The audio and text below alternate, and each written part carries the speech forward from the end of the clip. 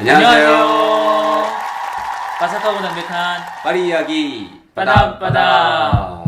오늘은 저희가 많은 분들의 요청에 힘입어서 또 리뷰를 하나 준비를 했는데요. 다름 아닌 또 유럽의 맥주.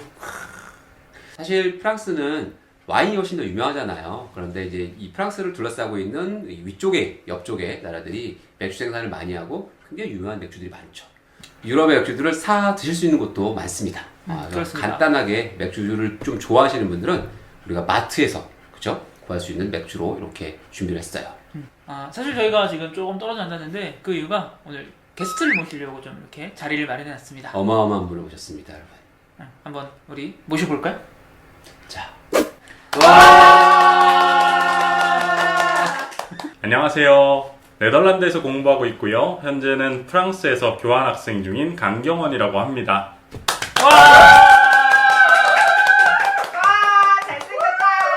저는 영국에서 3년 정도 가이드로 활동을 했고요. 그 이후에 한국에서 가이드로 잠깐 활동을 하다가 프랑스에 와서 이렇게 좋은 분들 만나서 인연을 현재 이어가고 있습니다. 그 영국하고 네덜란드에서 또 이렇게 경험이 있기 때문에 아무래도 저희보다는 이제 맥주에 좀 더 친숙하죠. 경호 씨 같은 경우에는 맥주 많이 마셨죠?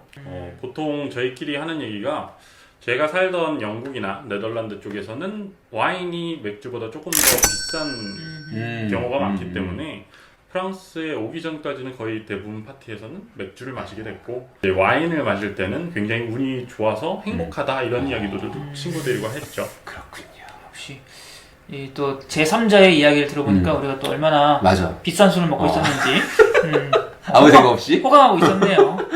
맞아. 네. 오늘 우리가 좀 알아볼 이 맥주라고 하는 주류의 단어 어뜻부터 좀 알아보면 좋을 것 같아요. 맥주, 네. 여러분들 다들 아시다시피 맥이란 단어가 보리. 보리. 네. 그래서 보리로 만든 술. 근데 인류 역사에 진짜 오래된 술이잖아요, 이게. 메소포타미아 지역에서부터 만들어 먹었다라고 하죠. 그리고 쇠기역 문자, 이 서양 문자에 남아져 있는 기록에 의하면 인생의 즐거움, 그것은 맥주. 그 격언 중에 하나였잖아요. 격언. 메소포타미아 사람들이 쓰던 그러니까 격언. 얼마나 그 사람들이 즐겨 마셨다라고 하는 게 기록은 남겨질 정도로 아주 역사가 긴 술이죠. 네, 메소포타미아 그 이후에 이집트에서는 피라미드를 만들 때 그 급여로 맞아. 공급으로 맞아. 맥주를 줬을 정도로 그러니까. 역사가 유구한 주류가 맥주였습니다.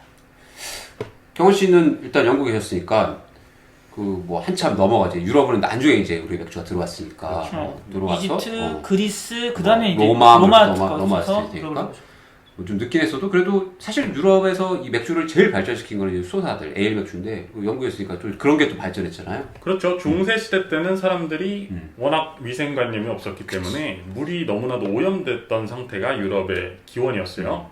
그래서 그 사람들이 보리나 아니면 곡식 같은 것들이 발효시켰을 때 나오는 물을 마시기 시작했던 게 맥주의 시작이라고 볼 수가 있는데 영국에서는 중세시대 때 이거를 알루라고 불렀습니다. 알루. 그래서 그것이 에일의 기원이 됐다라고 보고 있고요. 맨날 취해 있었나?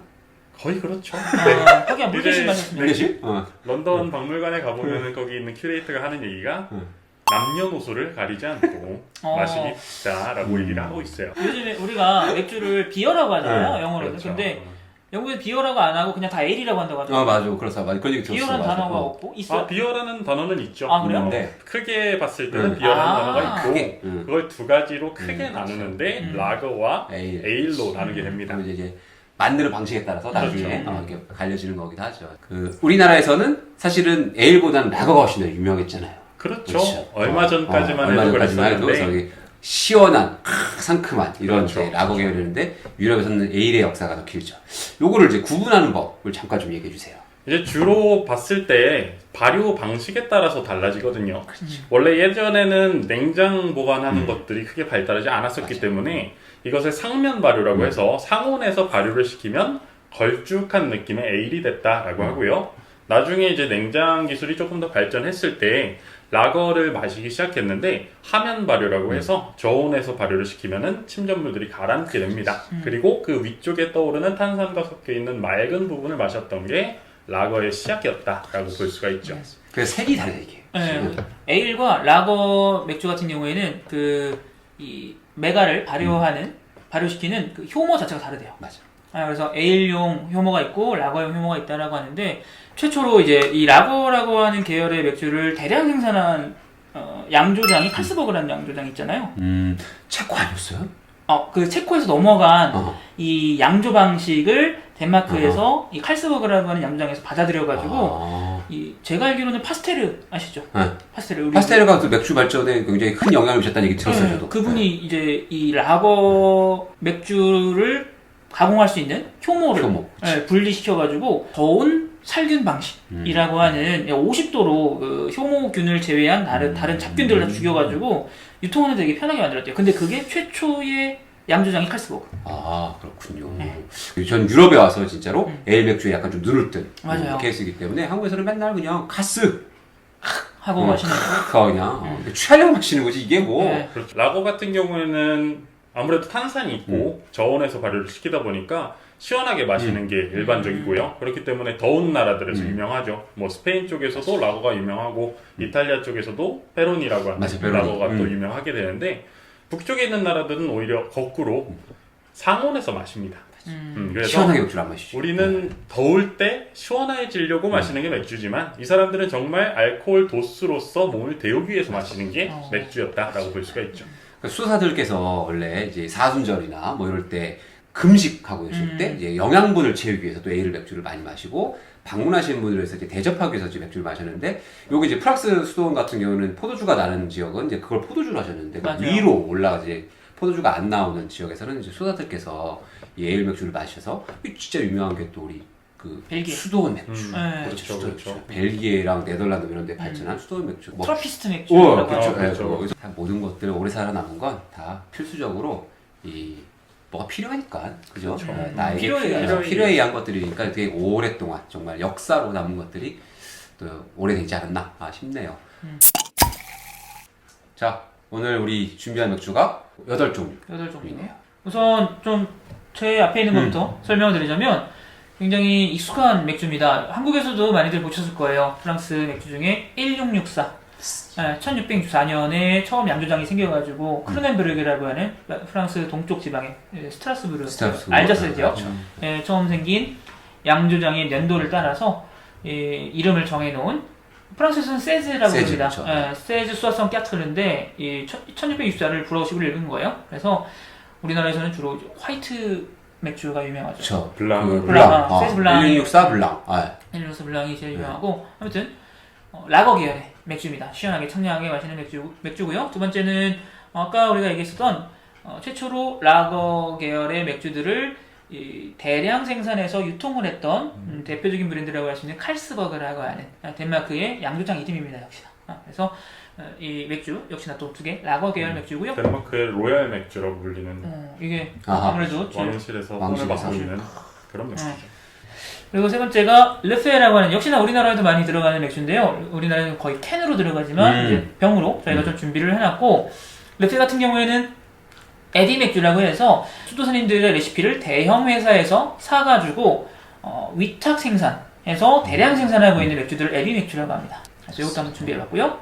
조금 다른 맥주를 좀 소개를 드리려고 하는데요. 첫 번째가 파울라너의 바이스비어 밀맥주를 준비를 했습니다. 파울라너 미넨의 대표적인 이 양조장을 가지고 있는 맥주죠. 그렇죠. 맥주죠. 옥토버페스트에서 가장 많이 나가는 그 맥주가 이 이 바이스비어. 맥주를 시작으로 옥토버페스트를 시작합니다. 이 맥주를 네. 파울라너 맥주를 큰 잔에다가 쫙쫙 따른 다음에 미넨 시장님께서 그걸 잔을 딱 깨요.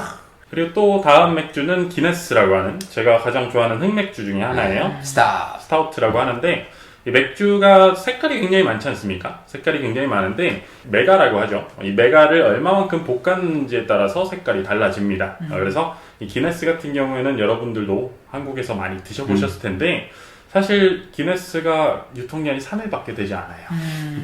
그렇기 때문에 그런 거고 그리고 또 대표적으로 아까 말씀드렸던 에일의 일종인데 에일 같은 경우에는 효모가 발효되면서 나오는 맛으로 마시는 거거든요. 그래서 이렇게 캔 안에 들어있는 건 사실상 여러분들이 맛을 충분히 느끼실 수 없다라고 볼 수가 있죠. 저희 병을 못 구해가지고 맞아, 캔을 맞아. 구했어요.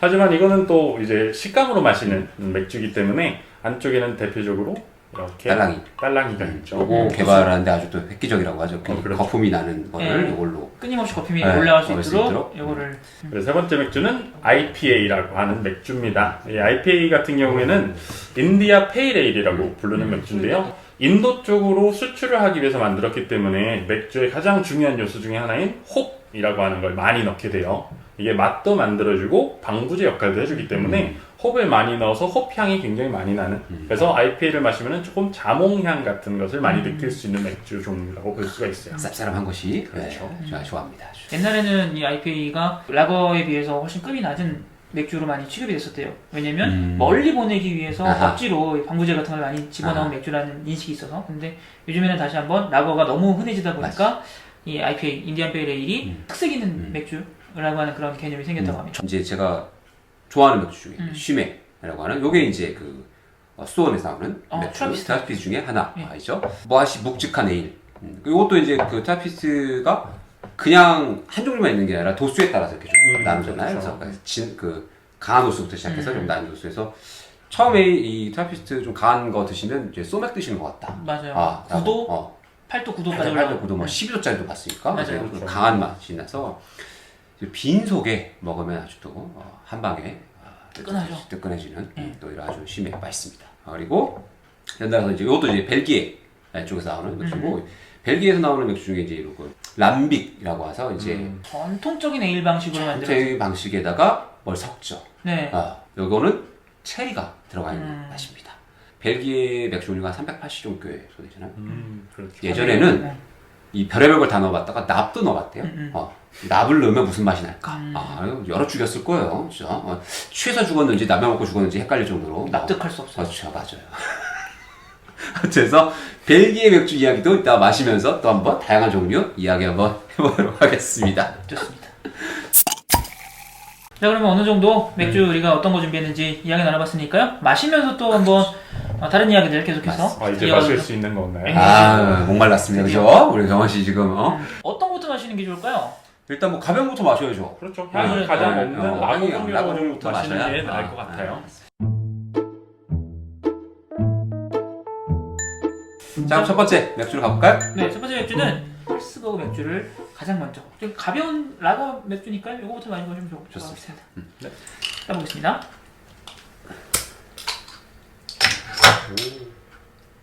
연전자부터 또? 연년전부터 감사합니다.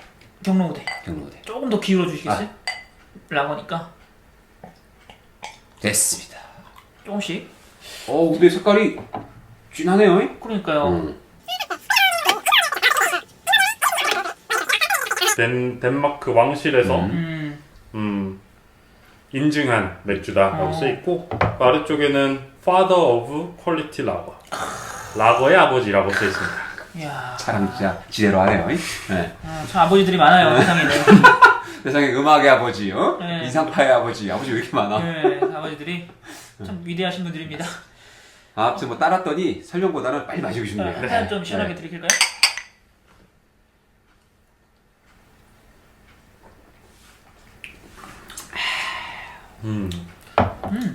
기존의 라거보다는 좀 향이 있네요. 좀 엠버 향이 나긴 해요. 맞아, 엠버 향이 좀 난다, 그죠? 저희가 지금 이렇게 좀 그냥 우리 한국에서 할 수 있는 진짜 카스잔 비슷한 유리잔을 가지고 있지만 실제 유럽에서는 맥주들마다 잔들도 다르게 마시기도 하잖아요. 맞습니다. 그렇죠. 여기 잔을 우리가 이제 보유하고 있는 한 3개를 이렇게 가져왔어요. 우리 경원 씨가 한번 얘기해 주시죠. 네, 맥주를 향으로 즐기는 사람들이다 보니까 맥주도 잔이 다 다르게 생겼어요.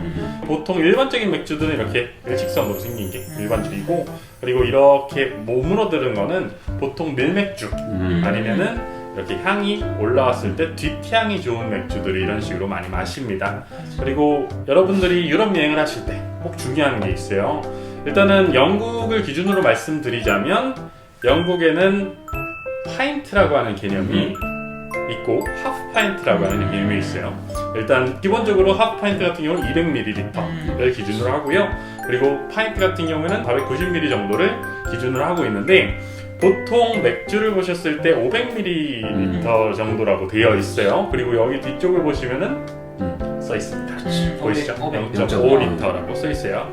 이 0.5리터 잔에 꽉 채워서 주지 않는다면 여기 있는 선을 꽉 채워서 주지 않는다면 신고를 할 수 있어요. 영국에서? 영국에서도 그렇고 전 세계 어느 나라나 마찬가지예요. 네. 우리나라에서 안 되던데? 그리고 일단 잔들마다 디자인이 다른데 영국에서 이제 파인트 기준으로 나오는 잔이 있는데 거기는 맥주의 브랜드가 들어가 있는 게 아니라 왕실 문양이 또 들어가 있습니다. 기술잔을 왕실에서. 그렇죠. 킹스맨에 보면은 그런 얘기가 나오잖아요. 나는 이 러블리한 파인트, 기네스 한 파인트를 끝내고 싶다. 그렇죠, 그렇죠. 파인트 같은 경우에는 성인 남자가 1시간 안에 해독할 수 있는 양. 아하. 그리고 하프 파인트 같은 경우 성인 여자가 1시간 안에 해독할 수 있는 양 정도라고 해서 그런 것들이 현재까지도 이어지고 있는 전통이 아닐까 합니다. 아무튼 이 맥주는 어떠셨나요? 어우 맛있었어요 저 이거. 요거 괜찮아요. 라거 중에서 이렇게 향이 있는 라거는 흔치 않은 것 같아요. 그렇죠. 맥주를 라거로 즐기는데 에일 향까지 느낄 수 있는 굉장히 재밌는 맥주네요. 맞습니다. 세즈, 계속해서 좀 라거 계열로 가는 게 좋을 것 같아요. 세즈는 큰 병을 준비했는데 한번. 제가 개인적으로 이 맥주에 좀 안 좋은 추억이 있는데 진짜? 왜요? 파리 처음 왔을 때 저 됐습니다 그러면. 샹젤리제 거리를 갔어요. 샹젤리제 거리를 갔는데 이제 첫 투어를 마치고 선배랑 인사를 하고 저는 혼자 이제 시간을 즐기겠습니다 하고 갔는데 샹젤리제 거리에서 이 맥주 핫 파인트랑 샌드위치를 먹었는데 30유로가 엄청 나왔어요. 나왔겠네. 몰랐구나. 샹젤리 예상 몰랐구나. 전혀 몰랐죠. 색깔 한번 먼저 만나볼까요? 이게 딱 우리가 알고 있는 골든 라거. 그렇죠. 골든 라거. 노란색. 이렇게 생겼죠. 맞습니다. 그래서 사실 이런 투명한 유리잔으로 맥주를 마시게 된 것 자체가 라거의 대중화에 많은 영향을 끼쳤다라고도 하더라고요. 맞아요. 색깔이 예뻐가지고. 왕자의 게임 같은 거 보세요. 거기에 뭐 유리가 어디 있어? 다 나무잖아요. 다 ตึ물이야 그냥. 그렇죠, 그렇죠. 그것도 되게 걸쭉해 보이잖아요. 그렇죠.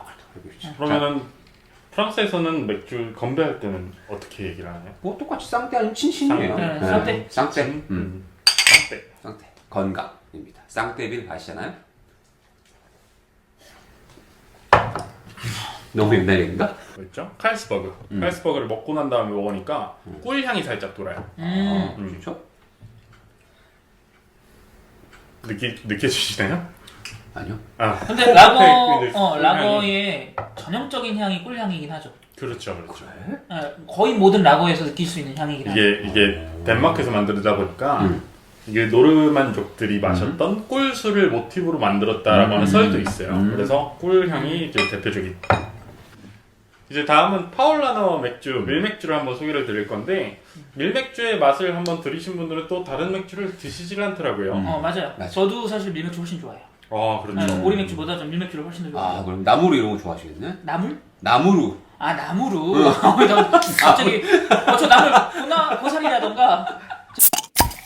무인넨의 자존심이라고 불리는 미넨도 또 바바리아 지역이라고 해서 자기 자부심이 엄청나잖아요.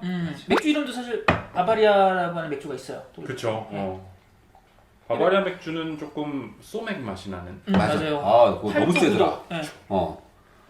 나 그거 한번 먹었다. 그것도 싸잖아요. 네, 그거 싸서 많이 마셨던 거 학생 때. 네덜란드의 국민 맥주 중에 하나입니다. 감사합니다.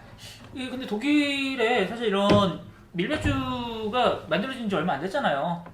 1516년부터 맥주 순수령 바이에른 공국. 빵 만들기도 힘들어 죽겠는데 무슨 그 밀로 술을 만들고 있어. 보리로만 만들어. 라고 해가지고 이제 딱 맥주를 만들 수 있는 원재료는 물과 보리와 홉 3개 이상 들어간 맥주는 싹 다 맥주가 아니다 라고 하는 맥주 순수령을 1516년에 하죠. 그때까지만 하더라도 이제 보리는 주로 이제 가축류를 먹이는 사료였으니까 사료를 마셨던 것이기 때문에 그걸로만 만들어라 했던 거죠. 우리 그래도 한번 뭐 밀맥주 밀맥주도 독일의 미넨의 자존심. 향이 있어서 이 맥주야말로 약간 꿀향이랑 약간 뭐 아카시아 향이랑 이런 거. 저는 근데 이거 밀맥주 먹을 때마다 그런 맛 나던데 그 뭐야 고수. 그게 이제 호가든의 대표적인 재료예요. 호가든 밀맥주는 호가든에 이렇게 약간 좀 이렇게 디폴트가 있죠. 디폴트 맞아. 이렇게 딱 뭐가 탁 이렇게 정착되어 있는지 먹을 때마다 약간 늘 고수 맛이 나는 것 같다는 느낌이 크더라. 코리앤더. 그렇지. 코리앤더랑 이제 오렌지. 뭐 풍성한데요? 또 진짜 나날이 발전하는 것 같습니다. 협찬이 늘어나고 있어요. 이거 이래도 되는 건지 모르겠는데 전 세계에서 그냥. 저 한국에서 김민주 전 가이드가 처제. 처제가. 네, 우리 처제가. 네. 맥주 먹는다는 소식을 어떻게 알고 이렇게 빠르게 마른 안주를. 네, 말하는 줄을 탁 커버했습니다. 네. 감사합니다. 감사합니다. 우리 처제. 한국에서. 그리고 또 방금 도착한 시카고에서 날라온 시카고 피자는 아니고 시카고에서 주문한 피자. 주문한 피자. 저는 첫 출연인데 이렇게 먹어도 되는지. 먹을 복이 많으신 거지. 인상이 좋잖아. 어, 딱.